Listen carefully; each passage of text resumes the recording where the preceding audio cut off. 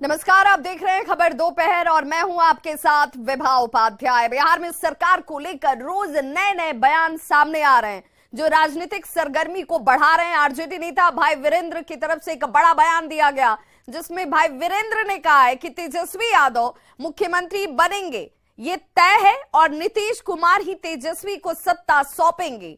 समय क्या होगा ये शीर्ष नेतृत्व तय करेगा। तो तेजस्वी के मुख्यमंत्री बनने पर कोई संशय नहीं है। ताजपोशी का समय सीमा हमारा शीर्ष नेतृत्व तय करेगा। ये होना तय है कि माननीय उप मुख्यमंत्री मुख्यमंत्री होंगे, लेकिन समय अभी तय नहीं कि कब होंगे, लेकिन होंगे। लेकिन क्या लगता है कि 2025 तक इंतजार देखिए, मैंने कहा माननीय मुख्यमंत्री जो अभी हैं वही ताजपोशी करेंगे। उप मुख्यमंत्री को मुख्यमंत्री बनाने का ताजपोशी माननीय नीतीश कुमार, तेजस्वी प्रसाद यादव जी को करेंगे। कल दिनारा विधानसभा क्षेत्र से आरजेडी विधायक विजय मंडल ने एक बयान देकर फिर से राजनीतिक सरगर्मी को बढ़ा दिया। आरजेडी विधायक ने यह दावा किया कि अगले महीने यानी कि मार्च के महीने में तेजस्वी यादव बिहार के सीएम बन जाएंगे। सीएम नीतीश खुद तेजस्वी को अपना पदभार सौंप देंगे।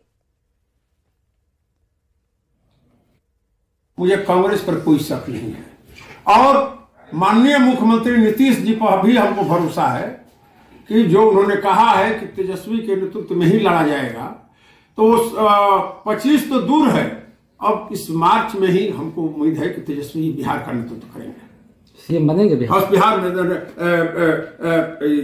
फागुन के बाद, फगुआ के बाद तेजस्वी जी बिहार की कमान संभालेंगे, ऐसा हम लोगों को उम्मीद है। और कहीं से हमको कोई शक नहीं हो रहा है कि नीतीश जी हमको प्रभार नहीं देंगे।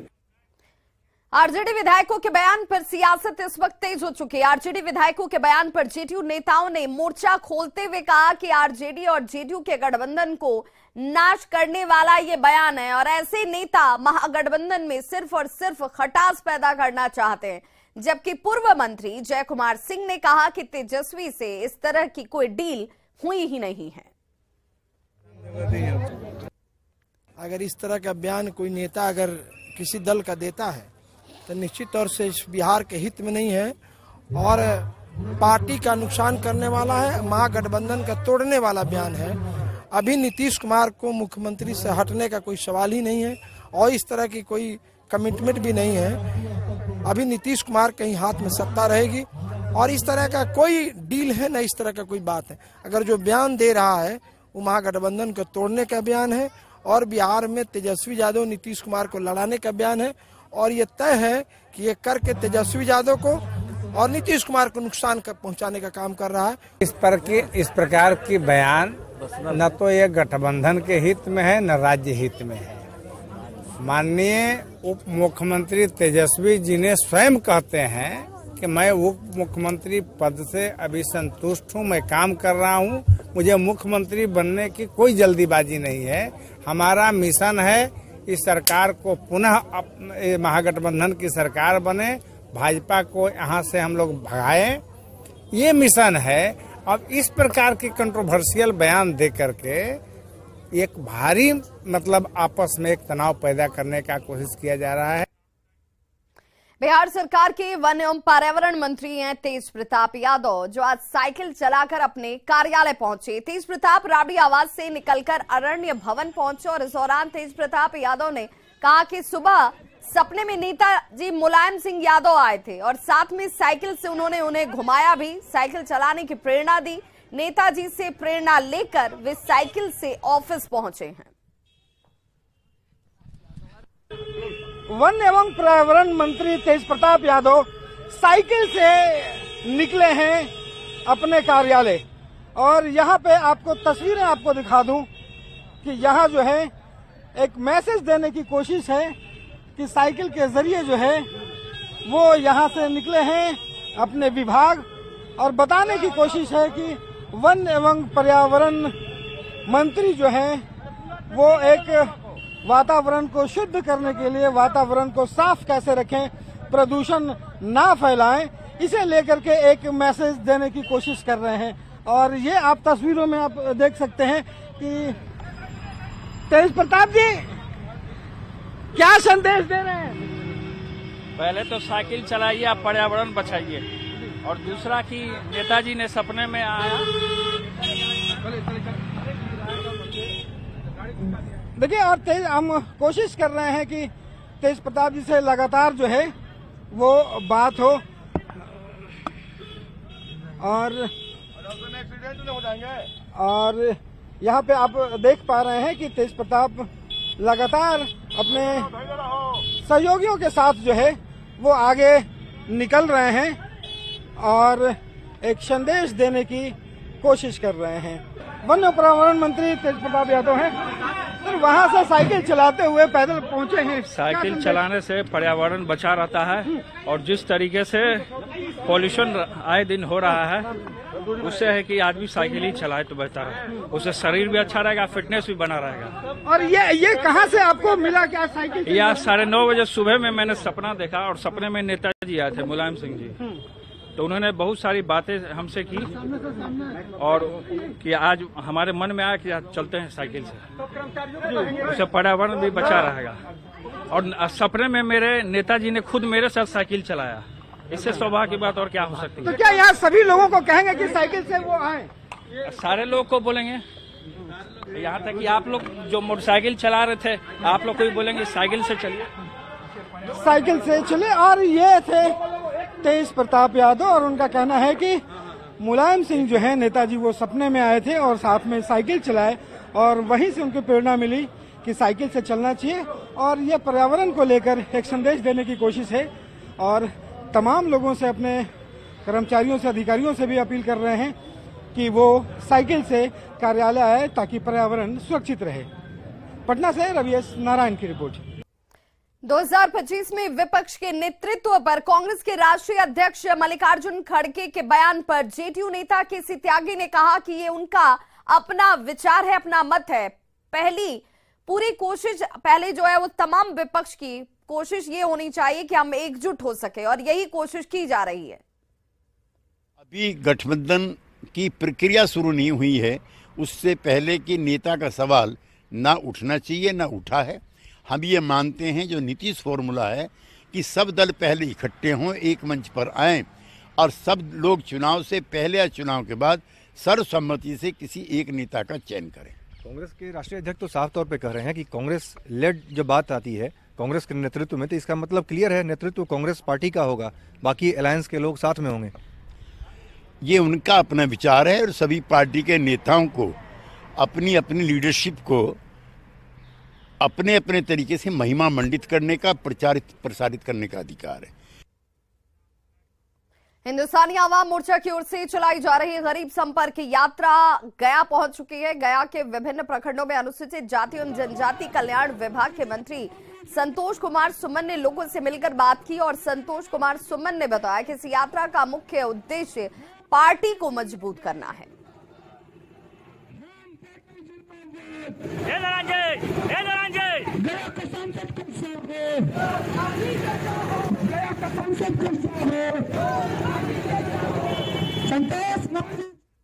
जदयू से अलग होने के बाद उपेंद्र कुशवाहा बिहार की यात्रा पर निकलने वाले हैं। 28 फरवरी से चंपारण से उपेंद्र कुशवाहा की यात्रा की शुरुआत होने वाली है, और यात्रा की घोषणा के बाद बिहार की सियासत और ज्यादा गर्म हो गई है। महागठबंधन के नेताओं ने कहा है कि कुशवाहा की यात्रा से कोई असर नहीं पड़ने वाला है। लोकतंत्र में सबको अधिकार है यात्रा पर जाएं, जनता से मिलें, जनता के बीच जाएं, अलग पार्टी बनाएं। अब आदरणीय उपेंद्र कुशवाहा जी ने अपना रास्ता अलग कर लिया है, समाजवादियों को छोड़कर सांप्रदायिक शक्तियों के गोद में जा बैठे हैं। अब जो भी वो कर रहे हैं तो उससे हम लोगों को क्या लेना देना, इससे कोई फर्क पड़ने वाला नहीं है। उपेंद्र कुशवाहा जी के पास कोई जनाधार नहीं है। उपेंद्र कुशवाहा जी फ्यूज बल्ब का एक झालर बना करके उसको लेकर के चल रहे हैं। आप देखेंगे उनके साथ कोई भी न एमएलए है, न एमपी है, न एमएलसी है, न पूर्व एमपी है, न पूर्व एमएलए है, कोई नहीं बचा है। जो वार्ड मेंबर में चुनाव हार गया है उन लोगों का जमात है, और वह भी जमात हम लोगों के साथ चलाया है। सभी जिला में आधा से ज्यादा लोग जनता दल में आए थे जो रुक गए हैं। उनका जो निर्णय है, निर्णय के आधार पर जो जनादेश का समावेशी उनका है, इसका करने का काम करेंगे। और वो यात्रा पे निकल रहे हैं, इस यात्रा से आपको लगता है कि कुछ उन्हें फायदा मिलेगा? वो अपना कर रहे हैं, उनका निर्णय का आधार का जो अपना निर्णय करें। और दिल्ली को आज उसका अपना मेयर मिल जाएगा। एमसीडी मेयर चुनाव के लिए वोटिंग इस वक्त चल रही है। सबसे पहले सांसदों ने वोट डाला। बीजेपी सांसद मीनाक्षी लेखी ने वोट डाला। रेखा गुप्ता बीजेपी की मेयर उम्मीदवार हैं। शैली ओब्रॉय आपकी मेयर उम्मीदवार हैं। स्टैंडिंग कमेटी के सदस्य जो है वो चुने जाएंगे। 3 बार ये मेयर का चुनाव जो है वो इससे पहले टल चुका है और आज इस वक्त वोटिंग होती हुई, जहां पर बीजेपी सांसद मीनाक्षी लेखी भी पहुंची, वोट डाला उन्होंने।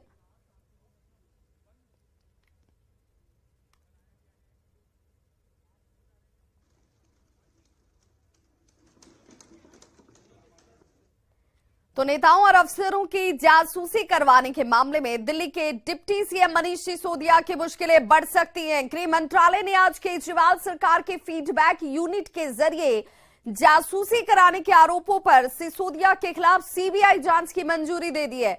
बीजेपी ने सिसोदिया पर आरोप लगाया था कि उन्होंने दिल्ली सरकार की फीडबैक यूनिट के जरिए केंद्र सरकार के मंत्रालयों, विपक्षी दलों, विभिन्न संस्थाओं और लोगों की जासूसी करवाई।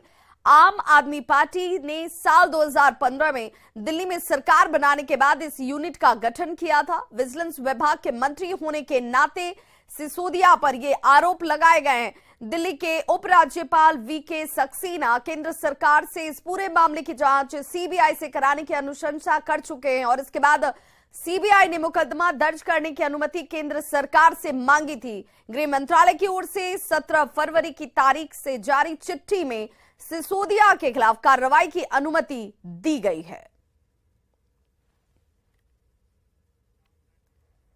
और बिहार के deputy CM Tejashwi Yadav CM बनने की कयासों पर विराम लगाते हुए कहते नजर आए कि वो सीएम बनने की जल्दबाजी में नहीं है। उनका लक्ष्य 2024 में बीजेपी को हटाना है। तो तमाम जो कयास लगाए जा रहे थे उन कयासों पर कहीं ना कहीं डिप्टी सीएम तेजस्वी यादव की तरफ से विराम लगाने की कोशिश की गई है और इस बयान के साथ कि मैं सीएम बनने की किसी भी जल्दबाजी में नहीं हूं, जो हमारा लक्ष्य है, जो टारगेट है वो 2024 है, 2024 में बीजेपी को हटाना है। कोई दिक्कत नहीं है। हमारा मेन मकसद है 2024 में भाजपा को भगाना और उस मकसद के साथ हम काम कर रहे हैं। महागठबंधन की सरकार है और नीतीश कुमार जी के नेतृत्व में चल रही है। कहीं किसी को जो है कंफ्यूज होने की जरूरत नहीं। हम लोग विचारधारा जो हमारी है, हम लोग अपने स्वार्थ के चक्कर में सांप्रदायिक शक्तियों को आने नहीं दे सकते। तो डिप्टी सीएम तेजस्वी यादव को आप सुन रहे थे, जिन्होंने कहा कि हमें 2024 में जिस लक्ष्य के साथ काम करना है उसके लिए अपने स्वार्थ का त्याग करना होगा। हम अपने स्वार्थ को देख नहीं सकते हैं और इसीलिए किसी जल्दबाजी में नहीं है। यानी मुख्यमंत्री बनने को लेकर जो तारीख का ऐलान करने की बात हो रही है, ये कहा जा रहा है कि फगुआ के बाद, होली के बाद नीतीश कुमार खुद ताजपोशी कर देंगे, सत्ता सौंप देंगे तेजस्वी को। उस पर खुद तेजस्वी यादव ने विराम लगाया है अपने इस बयान के जरिए कि ऐसा कुछ होने नहीं जा रहा है और इसकी कोई जल्दबाजी मेरी तरफ से है भी नहीं। मुख्यमंत्री नीतीश कुमार का नेतृत्व चल रहा है, महागठबंधन की सरकार चल रही है और हमारा उद्देश्य, हमारा लक्ष्य जो है 2024 है। सवाल यहीं से उठता है, लेकिन जो तल्खी इस तरह के बयानों को लेकर अमूमन तेजस्वी यादव की तरफ से आती रही है, वो तल्खी नजर नहीं आई। उन्होंने बहुत आराम भरे लहजे में और शब्दों के साथ ये कहा कि ऐसा कुछ नहीं है, आने वाले वक्त में चीजें तय होंगी, लेकिन इस वक्त जो प्रायोरिटी है, जो लक्ष्य हमारे लिए वो 2024 है और इसीलिए उसी लक्ष्य के साथ हम काम कर रहे हैं। मुख्यमंत्री बनने की कोई जल्दबाजी नहीं है, लेकिन मुख्यमंत्री बनने के लिए जो बयान आ रहे हैं उनकी पार्टी के अंदर से ही आ रहे हैं। एक बार जरा फिर से सुनिए तेजस्वी यादव ने क्या कुछ कहा है। नहीं है, हमारा मेन मकसद है 2024 में भाजपा को भगाना और उस मकसद के साथ हम काम कर रहे हैं। महागठबंधन की सरकार है और नीतीश कुमार जी के नेतृत्व में में चल रही है, कहीं किसी को जो है कंफ्यूज होने की जरूरत नहीं। हम लोग विचारधारा जो हमारी है, हम लोग अपने स्वार्थ के चक्कर में सांप्रदायिक शक्तियों को आने नहीं दे सकते। तो कहीं किसी को कंफ्यूजन नहीं होना चाहिए। सवाल तो यही है तेजस्वी यादव से भी ये सवाल कि ये कंफ्यूजन आखिर खड़ा कौन कर रहा है। आपके ही पार्टी के विधायक सवाल रख देते हैं। विजय मंडल का जिक्र कर लीजिए, विजय मंडल की तरफ से बयान आ जाता है। साथ ही साथ सिर्फ विजय मंडल ही क्यों, अब तो उसमें भाई वीरेंद्र भी जुड़ गए। उन्होंने भी कह दिया कि तारीख कब होगी ये पता नहीं है, लेकिन ताजपोशी होगी, और खुद नीतीश कुमार ताजपोशी करते हुए नजर आएंगे। जेडीयू प्रवक्ता मंजीत जी हमारे साथ इस वक्त जुड़ गए। बहुत स्वागत मंजीत जी आपका। अब क्या माना जाए कि तेजस्वी यादव के इस बयान के साथ जो चर्चा चल रही थी कि अगले महीने होली के बाद, फगुआ के बाद ताजपोशी होगी, उस पर विराम लग गया है? देखिए, ये सब जितनी भी बातें हो रही थी, यह विपक्ष के लोग किसी तरह बिहार की जनता को दिग्भ्रमित करने की कोशिश कर रहे थे। और महागठबंधन जब से बना और नीतीश कुमार जी के नेतृत्व में, तेजस्वी यादव जी के नेतृत्व में, तो इसका मूल उद्देश्य है कि बिहार को आगे बढ़ाना, बिहार का विकास करना। और इस तरह से बिहार महागठबंधन की सरकार के बाद आगे बढ़ रहा है। और नीतीश कुमार जी के नेतृत्व में और तेजस्वी यादव जी के सहयोग की जो महागठबंधन वाली पार्टी बनी है, उसमें कोई मतभेद नहीं है और आगे भी नीतीश कुमार के नेतृत्व में बिहार आगे बढ़ता है। मंजीत जी, आप तो इतने परिपक्व प्रवक्ता हैं, आपका तजुर्बा भी है। मंजीत जी, आपको लगता है कि ये विपक्ष की तरफ से हवा दी जा रही थी? बयान तो आपकी पार्टी और आपके सहयोगी महागठबंधन के आरजेडी के विधायक की तरफ से आ रहा था, ललन सिंह का बयान आ जाता। ललन सिंह को आखिर इस तरह के बयान देने की जरूरत क्यों आन पड़ी? क्यों आरजेडी के विधायक इस तरह का स्टेटमेंट देने लगे? ये विपक्ष की तरफ से तो हवा नहीं दिया गया है पूरे रूप से। देखिए, शुरुआत दौर में भारतीय जनता पार्टी के लोग बिहार की जनता को गुमराह इस बात को लेकर कर रहे थे। उसके बाद उपेंद्र कुशवाहा जी लगातार इस तरह की भ्रम की स्थिति पैदा कर दिए। और शुरुआत दौर से नीतीश कुमार जी तो यह कहते रहे, वह इस बात के पक्षधर रहे कि हम युवा पीढ़ी को आगे बढ़ाना चाहते हैं, युवा आगे बढ़े, हमने बहुत बिहार का विकास किया है, हमारे साथ जो जुड़े युवा हैं उन लोग भी अब बिहार को आगे बढ़ाए। इस संदर्भ को भी तोड़ मरोड़कर विपक्ष के लोगों ने किस तरह से प्रस्तुत किया ताकि बिहार की जनता उससे दिग्भ्रमित हो। और उस सब बातों को स्पष्ट रूप से आदरणीय राष्ट्रीय अध्यक्ष ललन सिंह जी ने कहा कि अभी तो 2025 बाकी है, अभी नीतीश कुमार के नेतृत्व में बिहार की सरकार चल रही है और नीतीश कुमार के नेतृत्व में ये मान लें मंजीत जी, हम ये मान लें कि अब आज के बाद से, अब के बाद से जब तेजस्वी का स्टेटमेंट सामने है, नीतीश कुमार ने कह दिया है, तो अब इस पर किसी तरह की चर्चा नहीं होगी, कोई भ्रम नहीं होगा। चलिए, बहुत बहुत शुक्रिया मंजीत जी हमारे साथ जुड़ने के लिए। तो जेडीयू प्रवक्ता मंजीत सिंह हमारे साथ जुड़े हुए थे, जिनका कहना था कि कहीं कोई संशय नहीं है, विपक्ष की तरफ से इसे हवा दिया जा रहा था और इसलिए इस तरह की चर्चाएं सामने आई। झारखंड ग्रामीण विकास विभाग में चीफ इंजीनियर वीरेंद्र राम के ठिकानों पर ईडी को सर्च ऑपरेशन के दौरान एक ऐसी डायरी हाथ लगी है जिसमें वीरेंद्र राम के कई नेताओं, मंत्रियों और ब्यूरोक्रेट्स के नाम लिखे गए हैं। साथ ही उनसे हुए लेन देन का भी ब्यौरा लिखा गया है। सूत्रों के मुताबिक इस डायरी में कट मनी के डिटेल्स हैं। इस डायरी को अब खंगाला जा रहा है और जांच के बाद इस पर कानूनी कार्रवाई तक की जाएगी। सूत्रों से मिली जानकारी के मुताबिक इसमें लाखों करोड़ों के डील के बारे में हिसाब किताब है। और संवाददाता शंकर आनंद हमारे साथ इस वक्त दिल्ली से सीधे जुड़ चुके हैं। शंकर आनंद, ईडी की तरफ से ताबड़तोड़ कार्रवाई में इस डायरी के बाद से अभी और भूचाल आने बाकी हैं।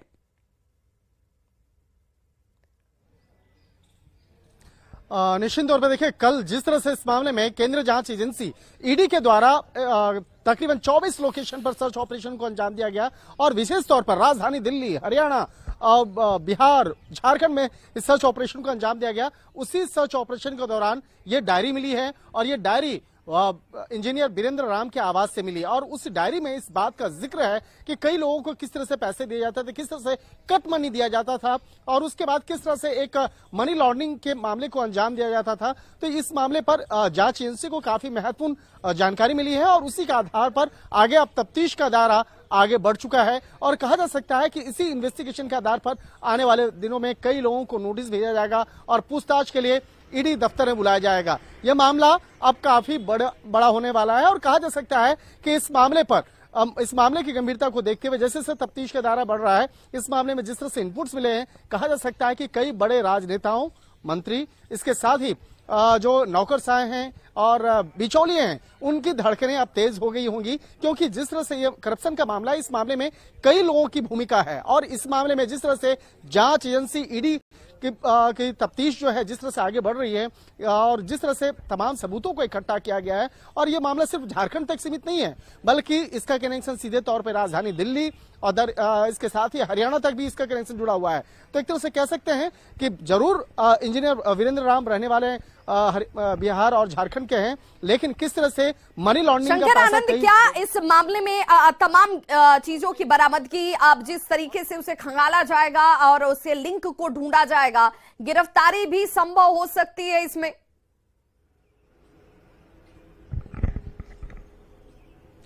देखिए, इस वक्त में मैं न्यूज 18 के तमाम दर्शकों को बताना चाहूंगा, एक बेहद महत्वपूर्ण सवाल आपने किया है और जिस तरह से हमारे सूत्र बताते हैं कि आने वाले 3 से 4 दिनों के अंदर ही इस मामले में कई आरोपियों की गिरफ्तारी संभव है। 3 से 4 दिनों के अंदर में इस मामले में गिरफ्तारी होगी, क्योंकि जिस तरह से इस मामले में इन्वेस्टिगेशन की जा रही है और जिस तरह से तमाम सबूत ईडी के हाथ में लगे हैं, तो 3 से 4 दिन के अंदर में इस मामले में कुछ प्रमुख आरोपियों की गिरफ्तारी भी संभव है। और इस मामले में लगातार पूछताछ की जा रही है कि किस तरह से इस मामले में उन तमाम जो सबूतों को इकट्ठा किया गया है और सबूतों से जो एक संबंधित जो वेरिफिकेशन होता है, जो पूछताछ होती है, उन तमाम औपचारिकताओं को ईडी के अधिकारी के द्वारा पूरा किया जा रहा है। तो 3 से 4 दिन के अंदर में इस मामले में गिरफ्तारी होगी और कहा जा सकता है उसके बाद, उस गिरफ्तारी के बाद जो आगे का जो प्रोसेस होगा वो होगा नोटिस भेजने का। बिल्कुल, यानी कि आगे के 3 से 4 दिन भी बहुत महत्वपूर्ण रहने वाले हैं, जिस पर नजर हमारी बनी रहेगी। बहुत बहुत शुक्रिया शंकर आनंद इस तमाम जानकारी के लिए। तो इस वक्त इस बुलेटिन में बस इतना ही, लेकिन न्यूज 18 बिहार झारखंड पर खबरों का सिलसिला लगातार जारी है।